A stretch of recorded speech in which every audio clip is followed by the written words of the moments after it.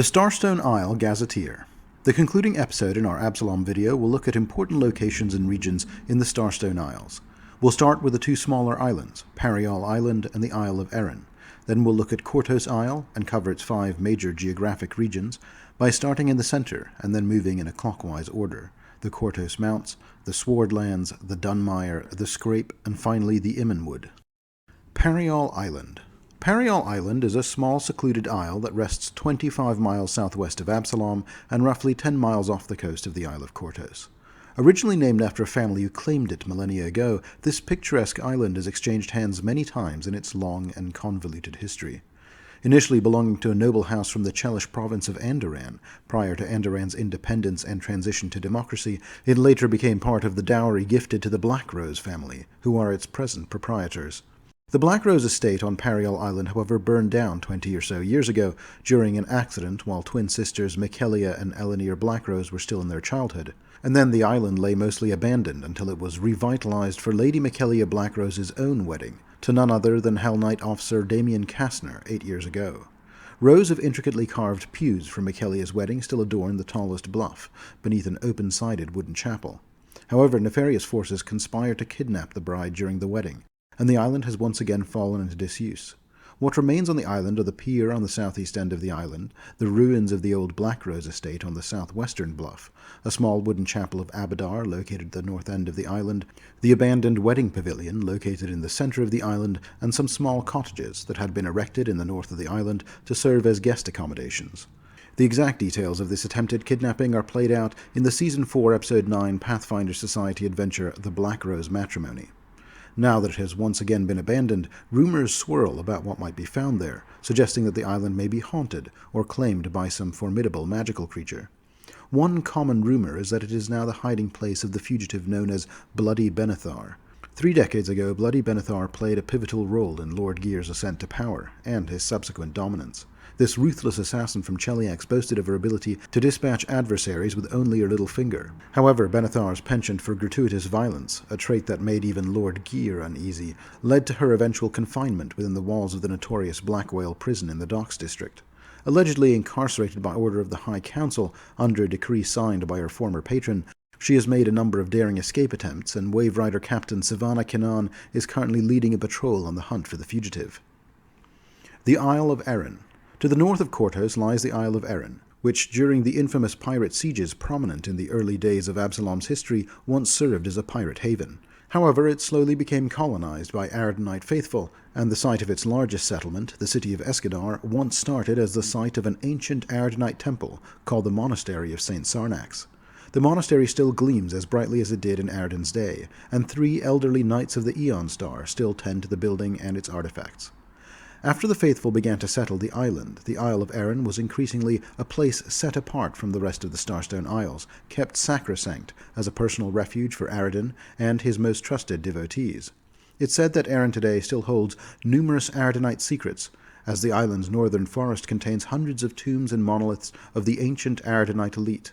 Today, however, Erran generally, and Escadar specifically, mostly serve primarily as the base for Absalom's navy, and for the unique naval force called the Wave Riders. Still, Absalom's navy does frequently uncover ancient ruins from the early Ardenite settlements, or even occasionally pre-Ardenite pirate tombs as well, as they cut down sections of the forest to obtain lumber for ship construction, and they often hire out adventurers to explore these strange discoveries. Important locations in the Isle of Erran include Aberton. Aberton is a small town in the eastern part of the Isle of Erran, fairly typical of the townships of the isle outside of the large city of Escadar. The farmers, ranchers, and crafters who live in Aberton value their independence and enjoy the quiet simplicity of their provincial lives. In the center of town lies the Golden Laws Church, and serves as the hub of the townspeople's worship of Abadar, as well as its only bank. Both coin and church attendance have dwindled in the past few years due to hard economic times affecting the town, and only a single priest banker, Nellin Drend, remains to operate the building. Still, most townsfolk continue to worship Abadar, although there is a small hermitage to Gosray as well that has stood outside the town for generations. In addition to Golden Laws, other points of interest in Aberton include the Mad Mug Roadside Tavern, which aside from being a popular watering hole in town, is also known to be the hangout of a small group of highwaymen and thieves. The Houghton family flour mill, which has been operated by the Houghton family for generations, and which has been an important fixture in the town's economic life. and the Odlin Orchard, a large apple orchard which used to be a profitable business, but after Crochty Bosk Odlin succumbed to a chest infection over 2 years ago, the town has treated his apple orchard as a community resource ever since. In recent years, Aberton's farms and ranches have been producing less and less. The sheriff has disappeared, and many prominent citizens have left for greener pastures elsewhere. These events and more are explored in more detail in the first chapter of the Age of Extinction adventure path, where the town of Aberton features prominently. The Tower of Erran. The Aeon Towers were built by the god Arden himself, shortly after he raised the Starstone Isles from the seafloor. He constructed them to house the Aeon Orbs. These orbs serve to magically enhance the fertility of the surrounding area in a vast radius. It is using these towers that Arden was able to turn the rocky, water-eroded stone islands into rich, verdant isles capable of sustaining a large population. The Aeon Orbs were not artifacts of his design, however. Arden reportedly liberated the Aeon Orbs from a vault in the Darklands realm of Orv, which suggests that their likely creators were in fact the Zeomorns, or the Vault Builders, something which makes sense considering the Zeomorns were experts at creating artificial biomes. For more details on the Zeomorns, be sure to check out my Zeomorn creature feature video here on the channel. Since Arden's death, the divine magic that protects the towers and the Aeon Orbs has started to fail, and this is also something dealt with in more detail in the Extinction Curse adventure path. One of the Aeon Towers, the Tower of Erran, can be found on the Isle of Erran. In fact, the aforementioned Gosrin Hermitage, located on the outskirts of Aberton, a place called the Hermitage of the Blessed Lightning, was in fact established to protect and learn from the Tower of Erran. Escadar. The largest city in the Starstone Isles outside of Absalom is Escadar, and it was named after one of the newly minted lords who helped fight in the pirate siege of 536. 5 centuries ago, the government of Absalom fortified the harbor in order to turn it into the headquarters of the city's navy. Today, Escadar is a warport, and it houses most of Absalom's ships of battle, although a great many ships in the Absalom Armada at any given time can be found out at sea. The fleet is kept here both to prevent it from being hemmed in by the ship graveyard around the harbor of Absalom and to force any attacker to besiege 2 locations at once. Because of its critical location as the heart of the Absalom Navy, Escadar primarily serves as a hub for ship construction, maintenance, sailor accommodation, and training. While it manages its own trade connections for essentials like food, weapons, and tools, it isn't a prominent destination for rare or luxury goods.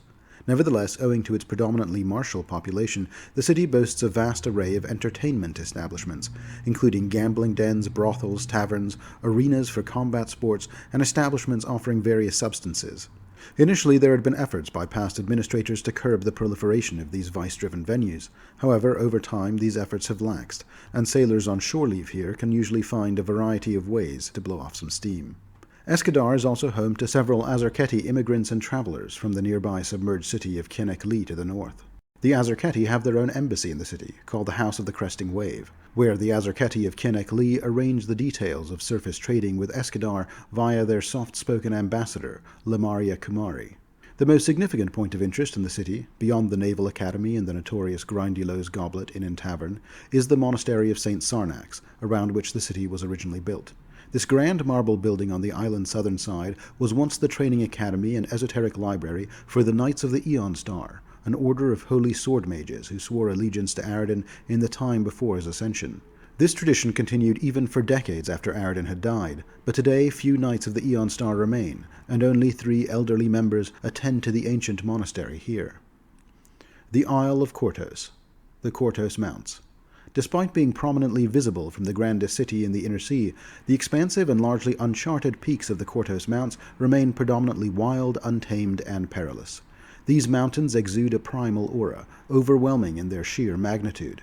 Their formation was not a product of natural forces, but the ambition of Arden, grown in his early divine hubris to truly awe-inspiring proportions. Yet the magic that made them is now ancient history, and to the people of the Isle of Kortos, they now simply constitute a compact volcanic range nestled at the heart of the island. To the southwest, sprawling foothills teem with life, adorned with farms and ranches, while the terrain to the northeast transitions into a harsher, more arid environment. Although Absalom lays nominal claim to these mountains, in reality they belong to a menagerie of monstrous creatures, elemental forces, devout pilgrims, and those few individuals who seek to embrace the freedoms afforded by living at the very fringes of civilization. Initially, the craggy, inhospitable nature of the Kortos Mountains deterred the humans of the lowlands from venturing into them, allowing these rugged peaks to remain relatively untouched. However, over time, outsiders began to arrive on Kortos, some of whom were bold enough to establish settlements within the range. Among the earliest inhabitants were centaurs, minotaurs, and harpies, although their choices to reside in the mountains were born more out of necessity than preference. Following their unsuccessful siege of Absalom, they had little recourse but to seek refuge in the eastern crags. Over the millennia, these early settlers multiplied, with centaurs establishing peaceful communities amidst the land's sparse woodlands, minotaurs asserting dominance over isolated townships inhabited by similarly marginalized beings, and harpies gravitating towards the higher peaks and eyries, where only flying creatures could effectively choose to live. Important locations in the Kortos Mounts include Araslant Mox. Because of the magical nature of its construction, several of the highest mountains in the inner sea region can be found in the Kortos Mounts, including the Weeping Grandfather volcano at 19,000 feet, which is famous for its periodic ash rains and curious ruins. Mount Ganog at 21,000 feet, which is known for its gentler slopes and small mining towns. And of course, the greatest of all is the awe-inspiring Araslant Mox at 26,000 feet, one of the tallest mountains on the planet, and first home of the Starstone. Because of its close connection to the Starstone, Araslant Mox remains a place sacred to all of the ascended gods. Each one has a special place sacred to them, found on the slopes of the Great Mountain. These include Aridin's Rest. Crowning the summit of Araslant Mox, the loftiest peak in the Kortos Mounts, is an ancient platform, hewn from a single block of green-veined marble. Spanning 10 paces in width, its focal point is a patch of bare stone marked by a small impact crater, a spot believed to have cradled the Starstone for 5,000 years until Aridin lifted Kortos from the depths and relocated the relic to its current abode. Just beneath the platform lie the vestiges of a modest hermitage, now inhabited solely by the spectral presence of Saba al-Koryab, an Aridinite priestess who perished when the divine protections enabling the priests to endure such extreme altitudes dissipated with Aridin's passing.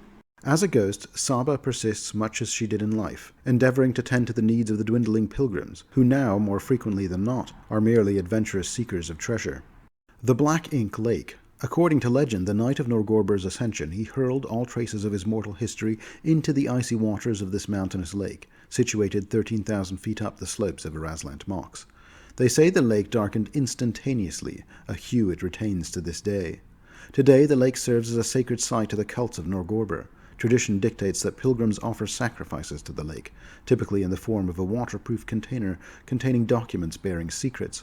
Along the lake's shore, a modest temple maintained by Absalom's court of black paper stands, serving as a repository for ink used in occult contracts and scrolls. The court also initiates new priest advocates by briefly submerging them in the lake. Danetlu Spring. A small spring can be found cradled amidst the roots of a towering pine tree located on the slopes of Araslant Mox. Legend has it that after Caden Kalian's divine ascension, he sought solace at this spring to clear his mind and piece together the events of the test of the Starstone. Today, the spring gushes forth blessed eau de vie, the essence of life. Imbibing this sacred whiskey is said to cure any affliction and even revive the dead.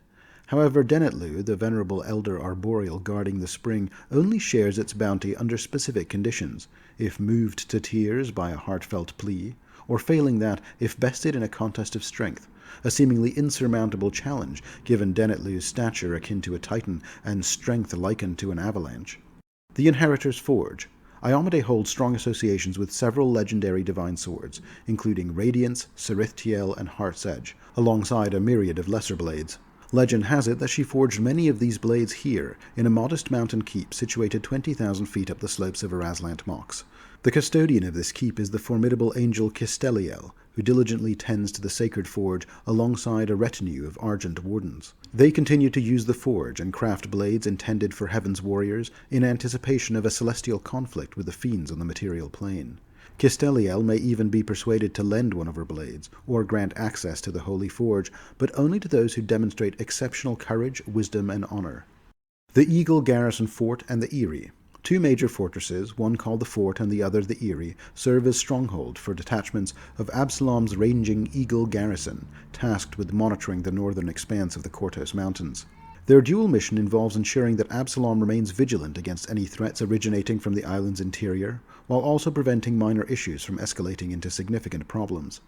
The Eyrie in particular is considered a challenging assignment, as the fortress is built high in the mountains and suffers from thin air, meager provisions, and contentious neighbors. Recently, the garrison has been shaken by the discovery of 3 decapitated scouts. Many soldiers immediately suspected the local gore-breather Minotaurs, known for their hostility and allegiance to demonic forces. However, Captain Guisa remains doubtful, as the brutality of the crime doesn't align with the gore-breather's typical methods. Determined to uncover the truth, the captain and his unit are eager to identify the perpetrators behind this gruesome act. The Wall of Faces. Carved near the Weeping Grandfather, the Wall of Faces bears hundreds of weathered visages, some of which belong to unknown species. Blood whistler harpies anoint the faces with blood, granting them the ability to speak cryptic words and prophecies. As the rituals require living blood, the fate of most outsiders captured by the harpies tends to be sacrificed to the faces. Grandfather's Arms. The Earthsong Minotaur tribe have thrived for generations between two volcanic ridges on the Weeping Grandfather's northern slope. Despite their peaceful nature, they now face a formidable threat, as Earthsinger Revered Ariad has disappeared, leaving the ranch under siege by their enemies. The Earthsong desperately defend their territory, but aid from capable outsiders is needed to ensure their survival against the encroaching danger. Saddlebark Ranch. Saddlebark Ranch, operated by gnome rancher Timblethorn Bobblebrand, supplies fairy mounts to travelers in the Kortos Mountains. However, Timblethorn faces threats from the Aspis Consortium, who seek to exploit his success. With his granddaughter Kai rallying support against the Consortium, tensions have risen, as the fate of the ranch hangs in the balance. The Famished Mind. Some decades ago, a group of demon-worshipping troglodytes, or Zulgaths, stumbled upon a cache of orange crystal shards within their Darklands abode. These crystals emitted an insatiable hunger, which the Zulgaths interpreted as a sign from their demon lord. Following the trail of increasingly large crystals, they eventually found themselves in the Kortos Mountains. There, suspended from a rocky overhang amid wind and snow, they discovered the source of the beckoning, a crafted sphere of pure citrine. As they approached, the orb absorbed the terrified Zulgaths, consuming their body and minds. This entity, called the Famished Mind, creates crude simulacra of its Zulgath prey, which roam the mountains in search of others for their alien master to consume. With each acquisition, the Famished Mind grows in knowledge and subtlety, advancing its enigmatic and terrifying agenda across the Kortos Mountains. Lake Garnock. The southwest reaches of the Kortos Mountains are covered in forests and alpine meadows, and dotted with tiny ranches and mining communities. A number of these can be found in the substantial Lake Garnock. Also common here are the various centaur tribes that claim the foothills. In this part of the mountains, they are non-violent, preferring to herd sheep and cattle, and trading with the more settled peoples. The Zelvana Confederation in particular consists of about a dozen centaur families, which can be found on cool but polite terms with their human neighbors. The Hall of the Yellow-Eyed King. A harpy sorcerer priest of Pazuzu, known as the Yellow-Eyed King, has sought to unify all the harpy flocks under his banner. From his base in an ancient Aradanite temple, the 87th Yellow-Eyed King schemes to expand his influence through a combination of war, diplomacy, and intrigue. Rumors suggest he may have uncovered a powerful weapon in the tombs of Yuvo, just to the south, further enhancing his deadly ambitions. The God Carcass. The vampiric centaurs of Zur-Kelivas, worshippers of the Aslanti demon queen Zura, dominate the eastern foothills of the Kortos Mountains. These bloodthirsty raiders are a very different breed of centaur from the Zelvana Confederation to the west. For nearly a century they've been working on a blasphemous project, draining victims of blood and depositing their remains into a massive pit. As the pit nears completion, tensions among the other centaur communities have risen, signaling the imminence of some terrible event. The Glass Fortress. Several years ago, agents of the Whispering Way awakened an ancient Jiskin lich, known as the Vitric Queen, in anticipation of Tar-Bafon's return. However, the results were disappointing as the lich sank into a deep depression, disillusioned with the changes of the world. Relocating to the Kortos Mountains to escape unpleasant memories, the Vitric Queen has constructed a fortress of obsidian within Mount Namrin's caldera. Inhabited by servitors of living molten glass, she passes her time conducting research on animating elementals and constructs. Recently, rumors of the Alcahest Sage's remains being brought to Absalom have reignited her ambition, though, spurring her to new levels of activity. The Swardlands. A city with nearly 1/3 souls, Absalom, the city at the center of the world, has a huge logistical burden in feeding its populace. Much of its produce and foodstuff comes from the Swardlands, the breadbasket of the Kortos Isles, and the region on the Kortos Isles with the greatest number of Aeon Towers to promote the fertility of its land. Often nicknamed the Sword by its inhabitants, the Swardland stretches across the western expanse of the Isle of Kortos, bordered by the Deluge River and the Immenwood in the south, and the Dunmire in the north. This region boasts a picturesque landscape, dominated by farms, mines dotting the inland hills, logging outposts skirting the edges of the Immenwood, and the supportive villages and settlements scattered throughout. Numerous streams and springs irrigate the land, with prominent watercourses including the Husna and Ear rivers. To the north, Kerrick Port acts as the primary nexus for shipping the bounty of the Swardlands fields. It's linked to the adjacent town of Willowside by the well-traveled Verdant Passage. Another significant route is the Meravon Road, a sturdy logging trail traversing the Immenwood from Turpin Row to Meravon in the east. Within the Swardlands, a web of farm tracks connect the myriad farmsteads and villages, while countless lesser-known trails wind through the labyrinth of hedgerows and fieldstone walls known only to the locals. Important locations in the Swardlands include the Aeon Towers. 4 Aeon Towers stand in the Swardlands, each crowned with a life-sustaining Aeon orb hovering above them. These are the Lifefruit Stone near the Sullen Hills, the Old Forest Tower situated between Turpin Row and Broome, the Wellspring Tower in close proximity to Matten Cleave, and finally the Marshstone Tower, located not too far from the border with the Dunmire. Despite the radiant glow of the Aeon orbs casting their blessings upon the Swardlands, few locals choose to dwell in their vicinity. Primarily positioned atop rugged hills or elevated terrain to maximize their prominence, these towers remain somewhat isolated from everyday life. Traditionally, past generations observed the custom of offering homage to Erran at the Aeon Towers, yet this practice has waned since the deity's demise. Moreover, the demanding lifestyle endured in the Swardlands leaves scant opportunity for such pilgrimages. The condition of all of these towers is covered in more detail in the Age of Extinction adventure path. Kerrick. The cultural capital and political center of the Swardlands is the city of Kerrick, the region's paramount city and trading center, with a population of just under 5,000 people. Kerrick boasts an unusually expansive harbor for its size, adeptly managing the steady stream of shipping traffic ferrying the abundant yields of the Swardlands to distant ports. These vessels range from coasters navigating the island route to Diobel and Absalom, to caravels and galleons venturing further abroad. The appointment of the dockmaster is entrusted to a loyal political ally by the Grand Council of Absalom, ensuring the crucial flow of essential food supplies. Currently, this is Lartressa Tulun, with close ties to the previous Primarch, Lord Gear of House Gix. While the town mayor, Perivar Altruzi, a halfling controlled by the Kandrin family, has less political clout than the dockmaster. Kerrick thrives as a city dominated by large-scale local farming, and the influential figures of costers and consortiums invested in various agricultural activities. Despite this financial influence, political power predominantly rests with local farmers, organized under the formidable Kerrick Grange, a farmers' cooperative that encompasses most of the Swardlands. Only farms in proximity to alternative trading centers like Willowside or Diobel operate outside this communal agreement. Membership in the Grange extends even to hired farmhands, preventing monopolization by the wealthiest landowners and foreign investors. Trading activities are centralized in the expansive Grange House in downtown Kerrick, facilitating negotiations among members, investors, and shipping agents responsible for transporting the region's produce to distant markets. Established centuries ago, the Kerrick Grange owes its enduring success to wise leaders who have steered its course, bolstering trade and safeguarding the welfare of its constituents.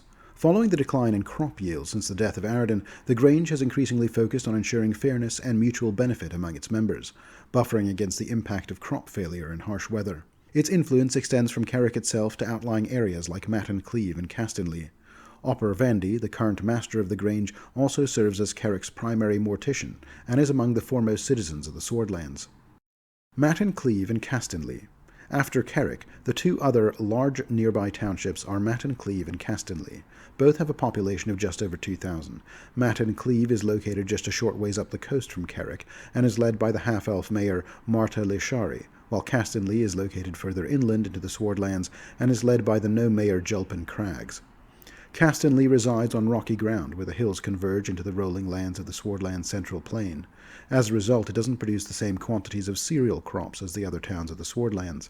However, it has an abundance of orchards that thrive in the alkaline soil, producing huge crops of apples, peaches, and pecans. Meanwhile, Mayor Leshari of Matten Cleave has become greatly concerned with the blight spreading southeast of town from the direction of the Wellspring Tower, something also addressed in the Extinction Cursed adventure path. Also, not far south from Matten Cleave lies an abandoned farm with an evil reputation. After Old Curro's sudden death little more than a year ago, rumors state that the spirit of Old Curro haunt the place. The smaller townships. In addition to Kerrick, Matten Cleave, and Castonley, a number of smaller townships dot the central Swardlands. From north to south, these are Fernie, home to the largest settlement of Shunies in the Swardlands, with a population of close to 100 of the dog-like humanoids. Arbo, which once had a large limestone quarry but is now populated by fewer than 120 villagers. Stump, a logging town of only about 50 villagers. Broome, a 200-person mining village. Cawshax, the second largest of the small villages, with a population of almost 350 people, and which also used to be called the Cowshacks because of their large number of cowherders. And finally, Turpin Row, with almost 900 residents, a company town of the Yarborough Consortium of Absalom, a major logging concern on the Isle of Kortos. Elian, located to the west beyond the central Swardlands, but still considered a part of the greater Swardlands territory, is the port of Elian. Like Kerrick, it's a relatively major port, and it lies on the Sulan River, connecting it to the central Swardlands and the Sulan Hills. Most favor the river for overland travel, as the Sulan Hills are a little treacherous. Characterized by dense thickets of brambles and undergrowth, nestled within numerous valleys and crevices, these hills swiftly become treacherous for travelers lacking knowledge of the right pathways. The lower slopes support stunted scrub oak and other hardy vegetation, adapted to the rocky, meager soil. While game birds inhabit these heights, other hunting and trapping opportunities are scant, and the perils lurking within the deeper recesses of the hills are well known by the locals. Legends abound regarding the creatures and entities purported to originate from the depths of the Sulan Hills, ranging from malevolent fae to colossal vermin, as well as the infamous landsharks and ancrobs known to harass the lowland farmers sporadically. Consequently, few swordfolk dare to venture to Elian except by river travel, and tales of disappearances among those who do are not uncommon. The Dunmire. The Dunmire is a vast bog north of the Kortos Mounts. It is plagued by thick fogs, but its waters are rarely more than knee-deep. A strange environmental disturbance known as the Welt grows from the Dunmire's western border and expands westwardly year by year. Consequently, it has become a haven of filth and disease. The Dunmire is home to various criminals looking to flee the law of Absalom. The First Guard's Eagle garrison gave up patrolling the bog long ago, making the entire area outside the direct control of Absalom. The perils of the Dunmire include such horrific things as the floating fog-shroud leeches, as well as kobolds, lizardfolk, and hags, alongside more mundane swampland dangers like crocodiles and snakes. The Season 3 First Edition Pathfinder Society adventure, A Vision of Betrayal, explores the many dangers of the Dunmire.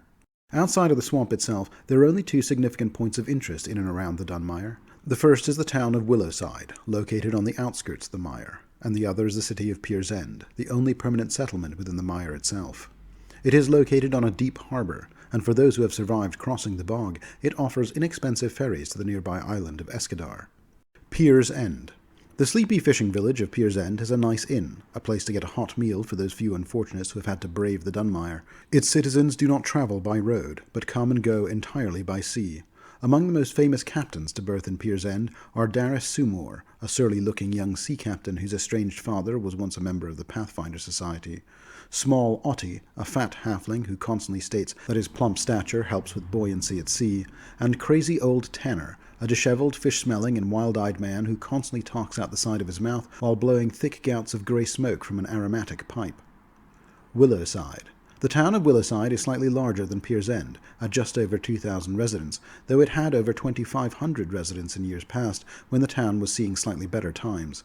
It boasts a history nearly as ancient as the island itself, deriving its name from the abundant willow trees which adorn the landscape, particularly along the border between the Dunmire and the surrounding forest. Its inhabitants embrace a tranquil, uncomplicated existence, primarily engaged in fishing and farming. Trade predominantly flows to neighboring cities such as Escadar and Pier's End, while some routes extend as far as mighty Absalom. Many seasoned sailors who once navigated the waters around Kortos have chosen to retire in Willowside, drawn to its idyllic coastal setting and the serenity it offers, a welcome contrast to the hustle and bustle of ports like Diobel or Absalom.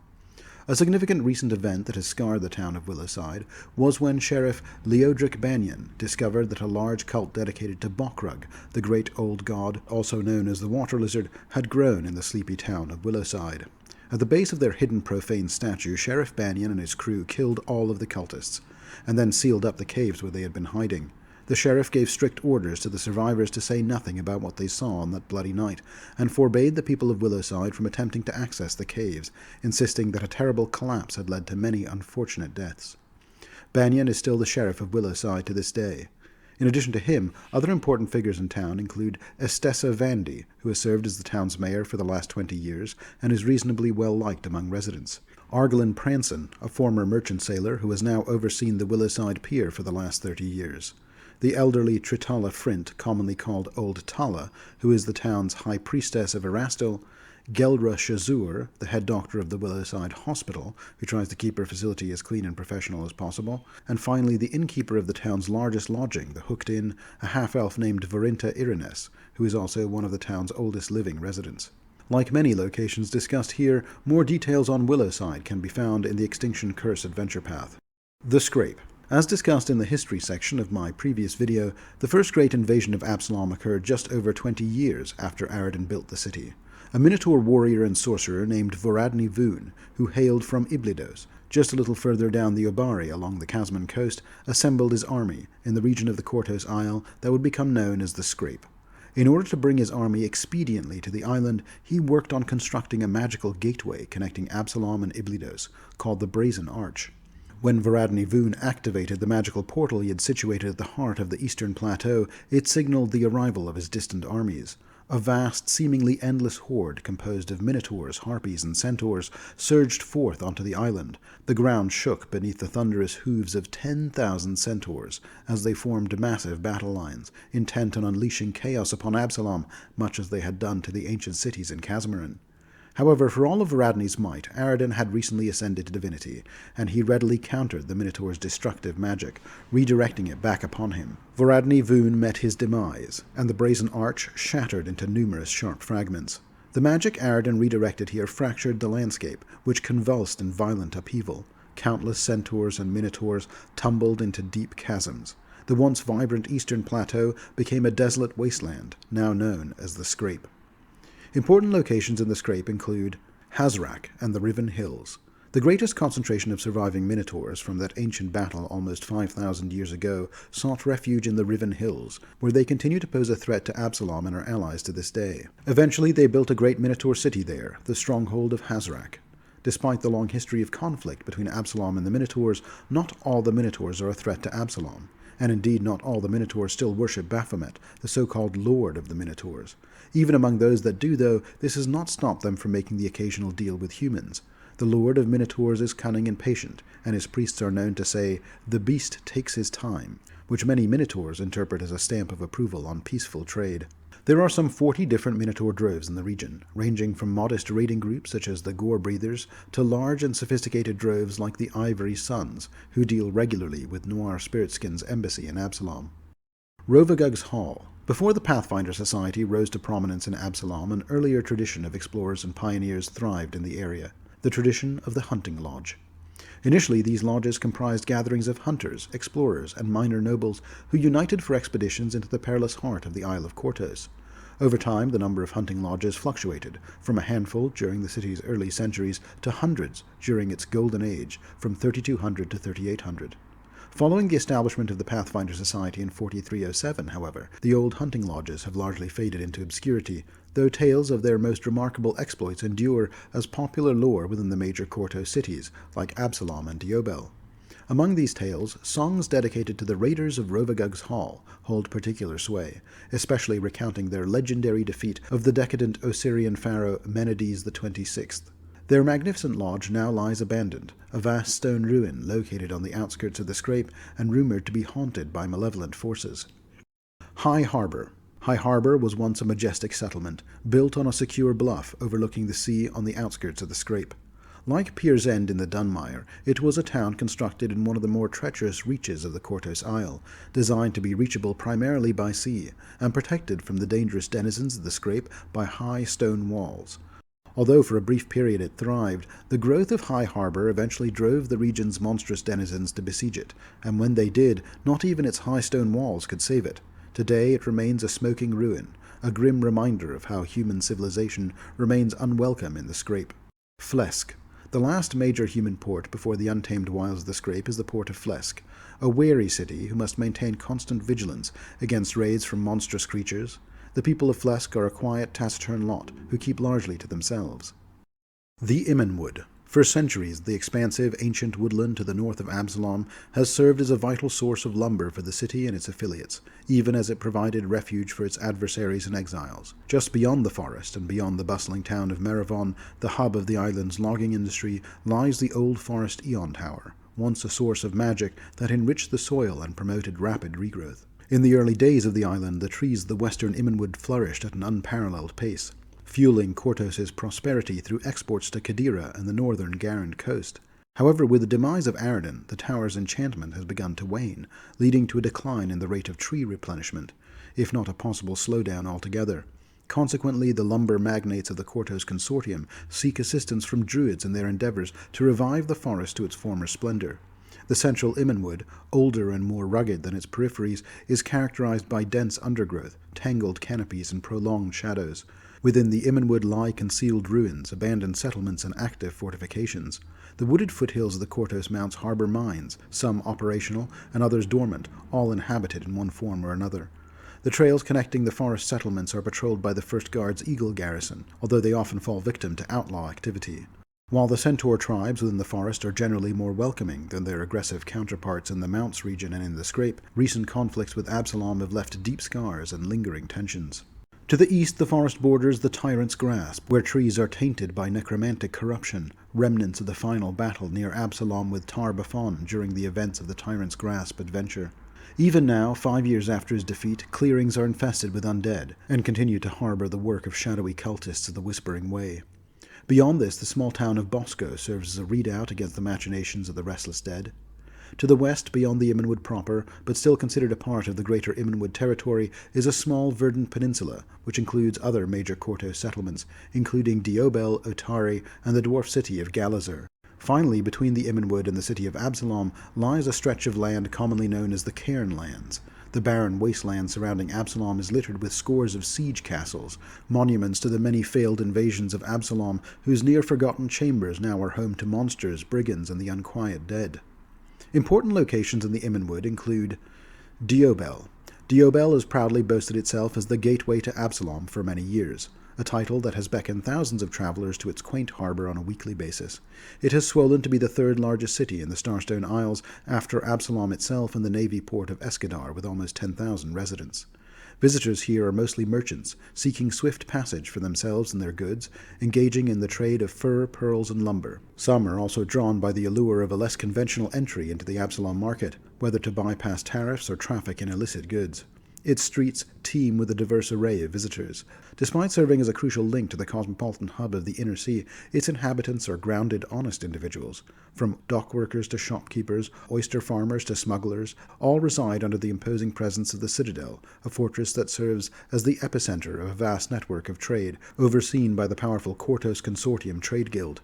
It is an old town by Kortos reckoning, and some of Diobel's inhabitants can trace their lineage back to the earliest settlers who arrived on Kortos after Aradin raised it from the depths. Diobel is a striking profile, rising like the head of a great turtle over the seaside on a high spit of land. At the very highest point of this bluff lies the impressive home of Sifo Munali, one of the town's wealthiest residents, and also a relative newcomer. 15 years ago, he retired from a lucrative career as a pirate to enjoy the fruits of his success while he still had his limbs. Sifo was not merely a pirate, in fact, but a privateer in the employ of the Andorran Navy, and was a major player in helping to bring an end to the inner-sea slave trade in the period when it was still very active.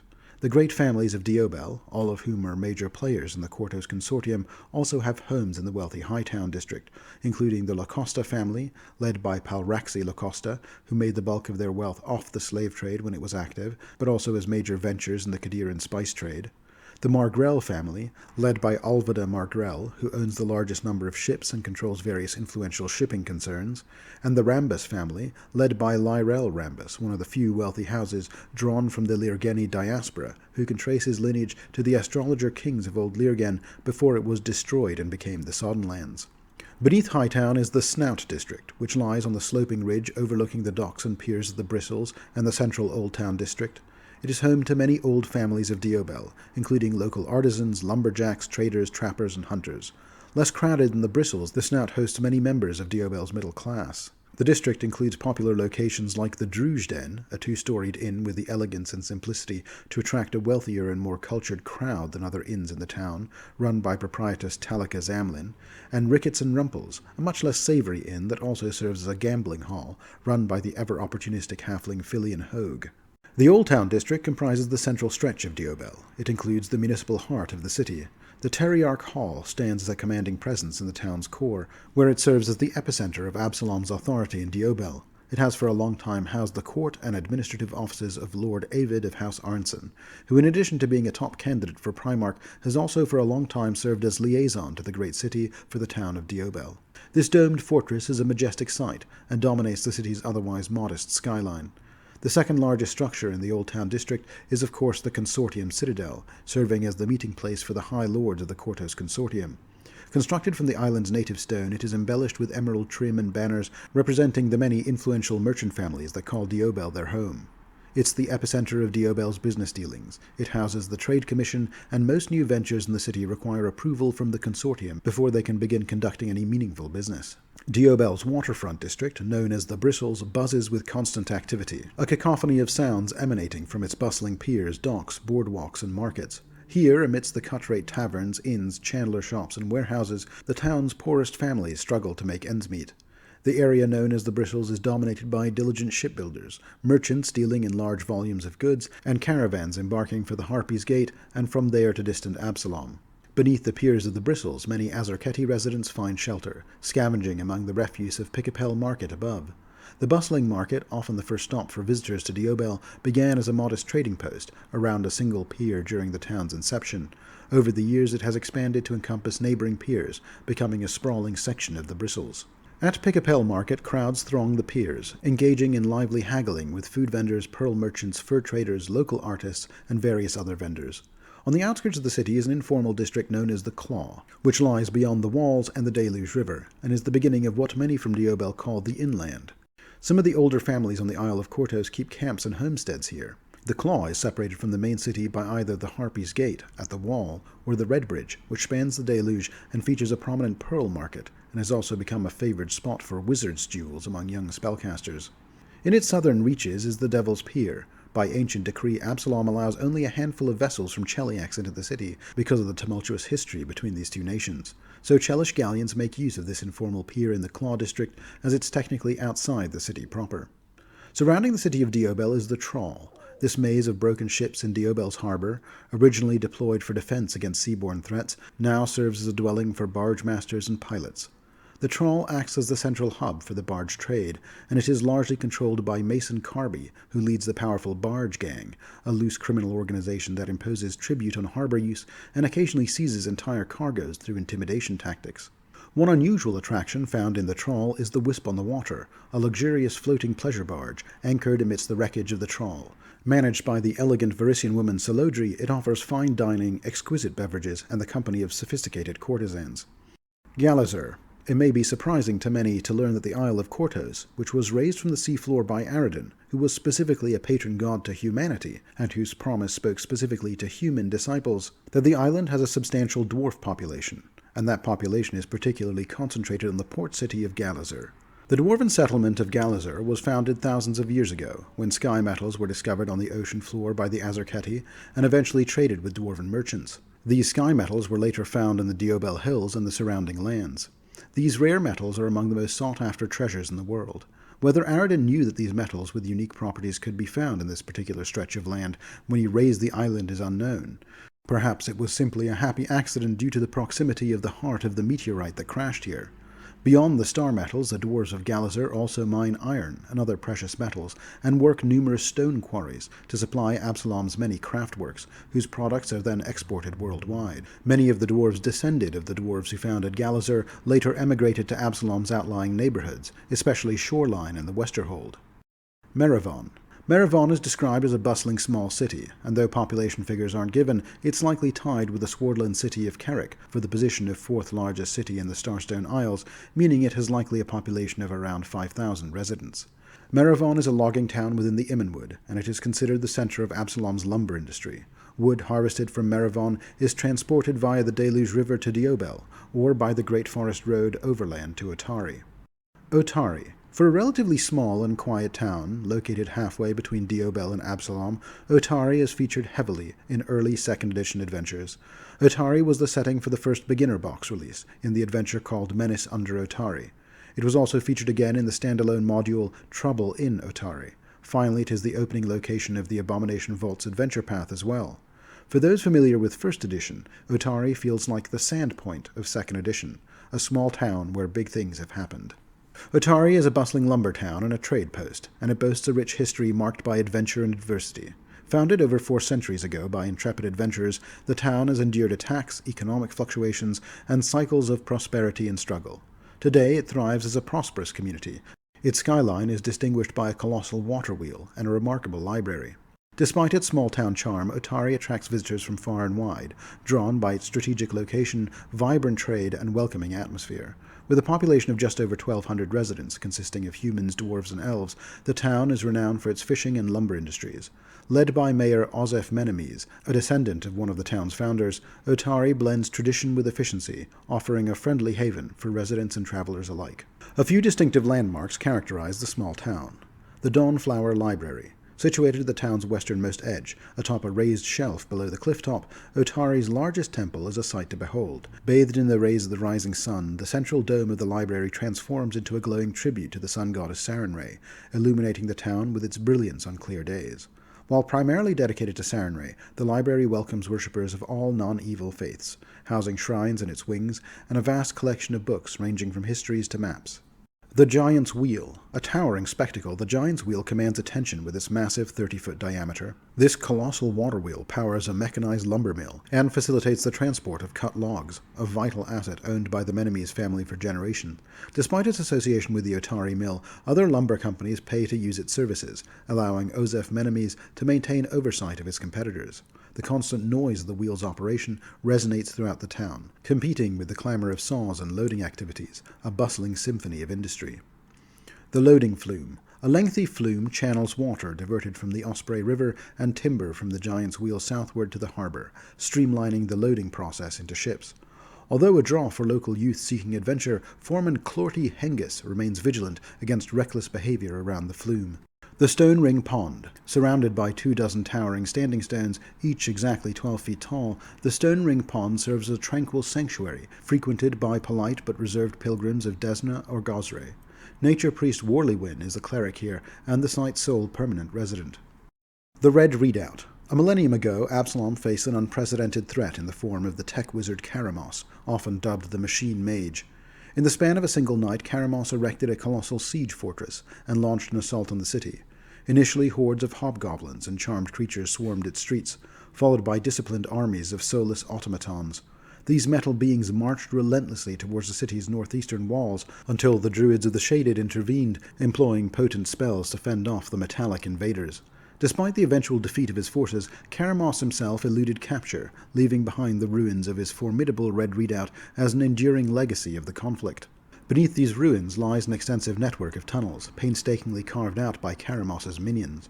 While adventurers have ventured into some of the upper levels, the majority of the dungeon remains unexplored and shrouded in ominous rumors. Even now, 1,000 years later, brave explorers still dare to delve into its depths in search of the hidden levels and treasures they may contain. The Spire of Nex. Just like the Red Redoubt, the Spire of Nex is another remnant left behind by a failed siege of Absalom. The Spire was created by the Archmage Nex, one of Galarian's most powerful spellcasters. See my Nex region deep dive for details. As part of his unsuccessful siege of Absalom in 166. Nex built this mile-high structure as a siege castle to aid his efforts to conquer Absalom. The spire is not a solid structure, but hollow, and filled with doorways to dozens of pocket dimensions. While it does lack visible entrances, that hasn't stopped the resourceful from finding various ways inside. Both it and the Red Redoubt are considered significant inner-sea dungeons, with many areas still left to explore. The Tyrant's Grasp. The first edition Tyrant's Grasp adventure path culminated in the Lich's assault on Absalom itself. Dissatisfied with his inability to face off against the god of humanity once again, the Lich did the next best thing and besieged Eridan's great capital. However, here he met his match, as a band of heroes thwarted him outside the city. The site of the Whispering Tyrant's defeat is a blasted wasteland of necromantic corruption stretching nearly 15 miles across. The blast of magical energy in which he disappeared not only wrenched the undead lord's right hand from his bony wrist, but left it unmovable, as if unwilling to loosen its grip upon the Isle of Kortos. Undead beings, always a looming threat in the Cairnlands, have become notably more prevalent in the area. Furthermore, the undead of the Tyrant's Grasp exhibit heightened abilities, many having gained the ability to detect living beings foolish enough to enter this profane place. Additionally, they have developed a resistance to positive energy, further enhancing their resilience against clerics and paladins that attempt to cleanse the land here. The followers of the Whispering Way are drawn to this corrupted terrain, viewing it as the prime location for their master's anticipated return to claim dominion over the land and the coveted Starstone. Despite the efforts of the First Guard, who have decimated no fewer than 3 attempted settlements established by these sinister worshippers, the ranks of the Whispering Way continue to swell. The threats to Absalom continue to grow, but through it all, Absalom intends to weather these challenges as it has all previous challenges. Through strength, resolve, and vigilance, it will endure.